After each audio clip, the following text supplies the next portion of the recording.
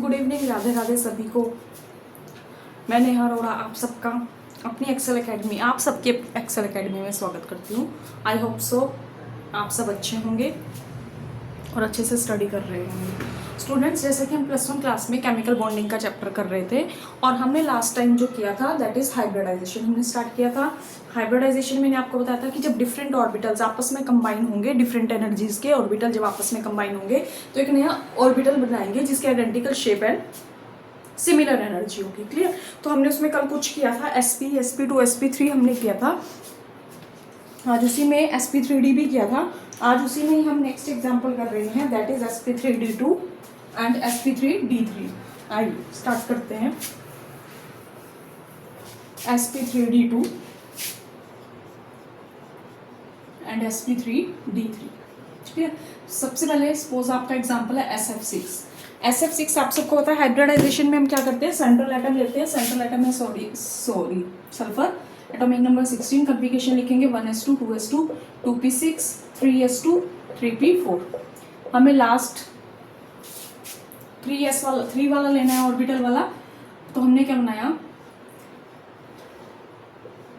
That is 3s and 3p। ठीक है, 2 electron are here, 1 2 3 एक एक सबको दे दिया। उसके बाद क्या की पेयरिंग की। बॉन्ड कितने बनाने हैं स्टूडेंट्स 6, लेकिन अनपेयर्ड कितने हैं 2, तो 2 ही बॉन्ड बन सकते हैं। जब तक सारे नहीं होंगे 6 नहीं होंगे तब तक 6 बॉन्ड कैसे बनेंगे। तो अब हम क्या करते हैं, इसको तो हम बोलेंगे ground state that is excited state.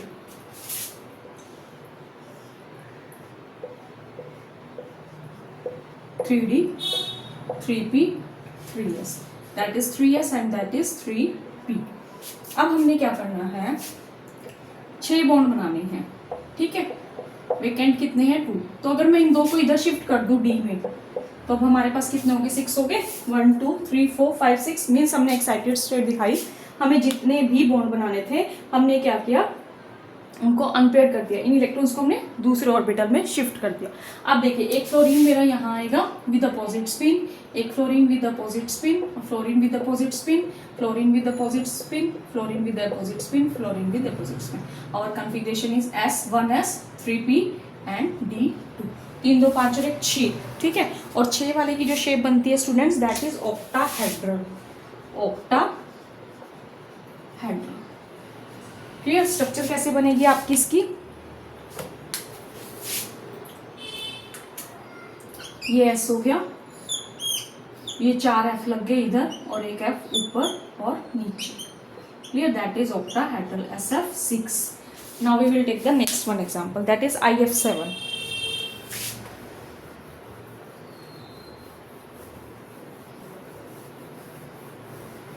IF7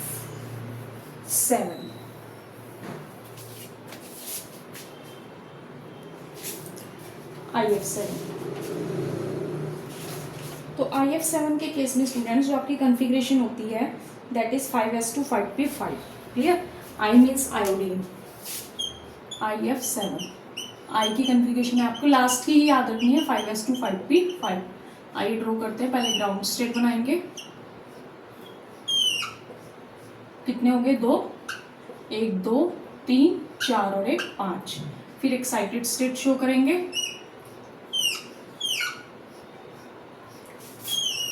कितने बॉन्ड बनाने थे 7 बनाने थे, लेकिन वेकेंट तो एक ही था, तो शिफ्टिंग करेंगे, एक्साइटेड स्टेट शो करेंगे। 1 2 3 4, ये 3 इलेक्ट्रॉन इधर शिफ्ट हो जाएंगे। फिर यहाँ पे क्या आ जाएगा, एक फ्लोरीन आ जाएगा with opposite spin. Same spin show मत करना स्टूडेंट्स, क्योंकि according to Pauli exclusion 2 electron एक ऑर्बिट में रह सकते हैं लेकिन अपोजिट स्पिन के साथ। क्लियर? तो एक हो गया आपका S, एक 3 हो गए P और 3 हो गए D, तो बन गया sp3d3। ठीक है, तो 3 2 3 3 6 और 1 7। तो इसकी जो शेप होती है 7 की दैट इज पेंटागनल। पेंटा का मतलब 5, पेंटागनल, बाय का मतलब 2, मैंने आपको कल भी बताया था पिरामिड। ठीक है, तो स्ट्रक्चर कैसी बनेगी, पहले पेंटागन बना लीजिए, बीच में I हो गया, ये F F F F F, एक बॉन्ड इस तरफ पीछे की तरफ और एक इस तरफ। क्लियर? तो दैट इज IF7। अब स्टूडेंट्स हम थोड़ा सा लॉन पेयर का केस भी ले लेते हैं, जैसे वाटर और NH3 की ज्योमेट्री बहुत इंपॉर्टेंट है, हाइब्रिडाइजेशन वो ले लेते हैं।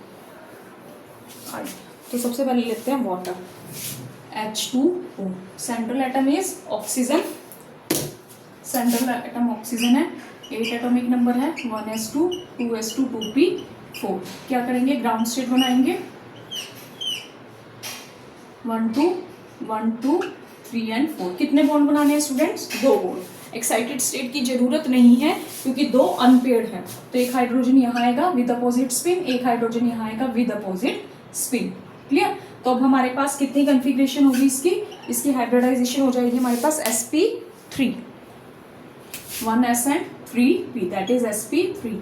ठीक है स्टूडेंट्स, अब ये क्या बन गया हमारा sp3। लेकिन अब देखिए इसकी शेप कैसी बनेगी, जो हमने पहले किया था sp3 का एग्जाम्पल, दैट वाज bf3, और उस bf3 के केस में आपके सारे बॉन्ड पेयर थे, लेकिन यहाँ पे क्या है, आपके ये 2 लोन पेयर है। ठीक है, तो आपकी शेप कैसे बनेगी, ऑक्सीजन, इसके पास 2 लोन पेयर और 2 बॉन्ड पेयर। ठीक है, तो एक ऐसा बन रहा है, V बन रहा है ना, तो V शेप भी बोल सकते हैं इसको, आप बेंड शेप भी बोल सकते हैं, कुछ भी बोल सकते हैं, V और बेंड शेप। Clear students? बहुत इंपॉर्टेंट है।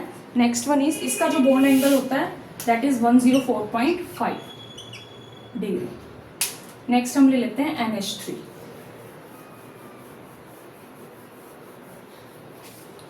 NH3, central atom is nitrogen, atomic number 7, configuration 1s2 2s2 2p3। Clear? आइए बनाते हैं, 3 है P में, 2 है S में, तो 3 ही बॉन्ड बनाने हैं, एक्साइटेड स्टेट की कोई जरूरत ही नहीं है। ये P हो गया आपका, ये S, तो क्या बन जाएगा sp3, वो भी sp3 था लेकिन वहां पे 2 बॉन्ड पेयर, 2 बॉन्ड और 2 लोन पेयर थे। bf3 भी sp3 है लेकिन उसमें सारे बॉन्ड पेयर हैं, इसमें 1 लोन और 3 बॉन्ड पेयर, तो 1 लोन पेयर और 3 क्या हो जाएंगे आपके bond pair. Clear student? That is NH3। और NH3 के केस में स्टूडेंट्स जो आपका बॉन्ड एंगल होगा दैट इज 107, बॉन्ड एंगल कितना होगा 107, उसके केस में कितना था 104.5, in this case that is 107। अब स्टूडेंट्स आपने देखा जैसे हमारे पास H2O है, H2S है, H2SC है और H2PE है। ठीक है, हाइड्राइड है ये सारे ऑक्सीजन फैमिली के, तो इनका बॉन्ड एंगल है, इसका है 104.5, इसका है आपका 92.5 दैट इज 91, और लास्ट में आपका 90.5। तो आप देख रहे होंगे जैसे जैसे जब हम डाउन द ग्रुप जा रहे हैं, जैसे जैसे साइज बढ़ेगा वैसे वैसे आपका क्या होगा, जैसे जैसे साइज बढ़ेगा स्टूडेंट्स, सेंट्रल एटम का साइज जब बढ़ेगा तो इलेक्ट्रोनेगेटिविटी क्या हो जाएगी, कम हो जाएगी, और इलेक्ट्रोनेगेटिविटी कम होगी तो आपका बॉन्ड एंगल भी क्या हो जाएगा, कम। Means electronegativity down the group decrease होगी और साइज क्या होगा आपका सेंट्रल एटम का, इंक्रीज डाउन द ग्रुप। तो बॉन्ड एंगल भी क्या हो जाएगा, डाउन द ग्रुप डिक्रीज हो जाएगा। इसका मतलब क्या है, electronegativity is directly proportional to bond angle. Clear? Bond angle के क्या है, डायरेक्टली प्रोपोर्शनल है, लेकिन साइज के क्या है, इनवर्सली प्रोपोर्शनल। अगर साइज बड़ा होगा तो इलेक्ट्रोनेगेटिविटी कम होगी, इलेक्ट्रोनेगेटिविटी कम होगी तो बॉन्ड एंगल भी क्या हो जाएगा स्टूडेंट्स आपका, कम हो जाएगा in the case of hydrides. Clear? अब स्टूडेंट्स ये तो हमारा हो गया हाइब्रिडाइजेशन का टॉपिक, कि आप पूरा हाइब्रिडाइजेशन निकाल के देखेंगे। ठीक है, ये तो हो गया आपका, अगर आपका 3 मार्क्स में क्वेश्चन आता है, चलो आपने कर लिया, टाइम भी लग गया, कोई बात नहीं, 3 मार्क्स है। ठीक है, लेकिन अगर आपका 1 मार्क क्वेश्चन आता है, मान लीजिए आपका MCQs में आ जाता है, तो आपने क्या करना है, फटाफट कैसे निकालेंगे हाइब्रिडाइजेशन, आपने एक फॉर्मूला लगाना है, S is equal to, that is S is equal to half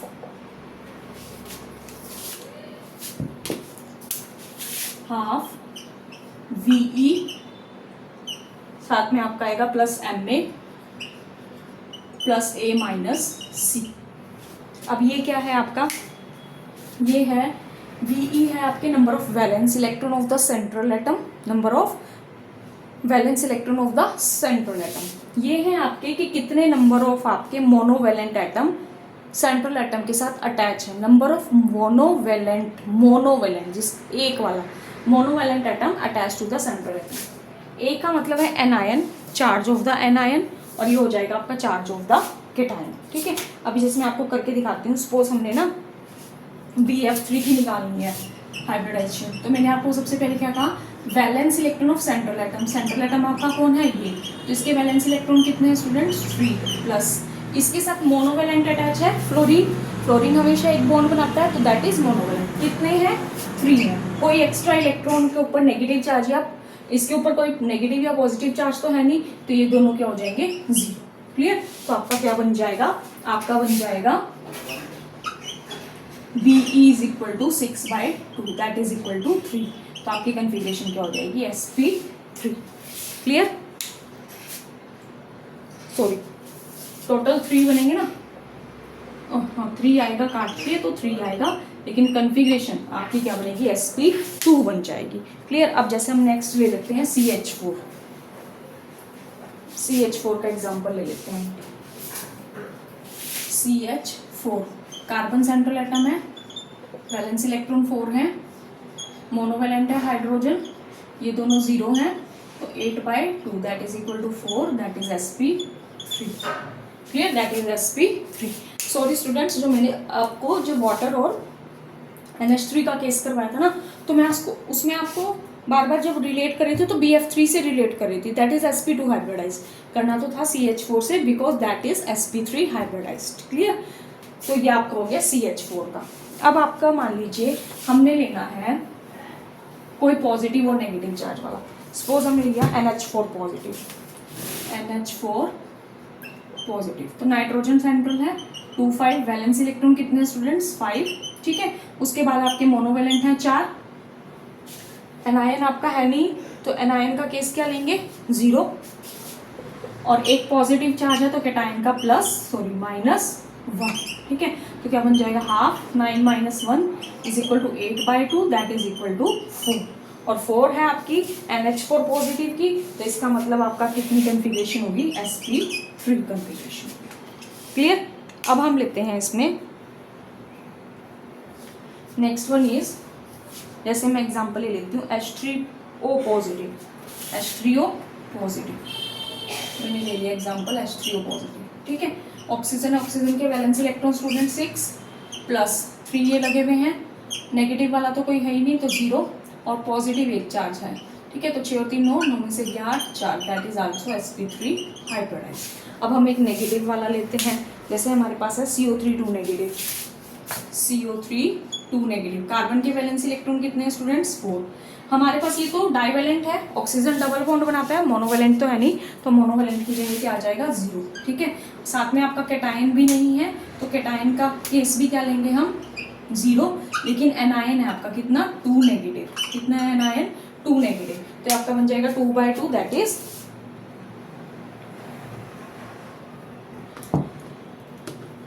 anion का केस है आपका।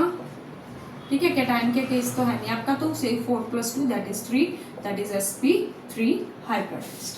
क्लियर, या sp3 सॉरी 3 आ रहे हैं ना total, sp2 hybridized. Clear, if you like the video subscribe with if you like the videos share with others, subscribe the channel. Thank you.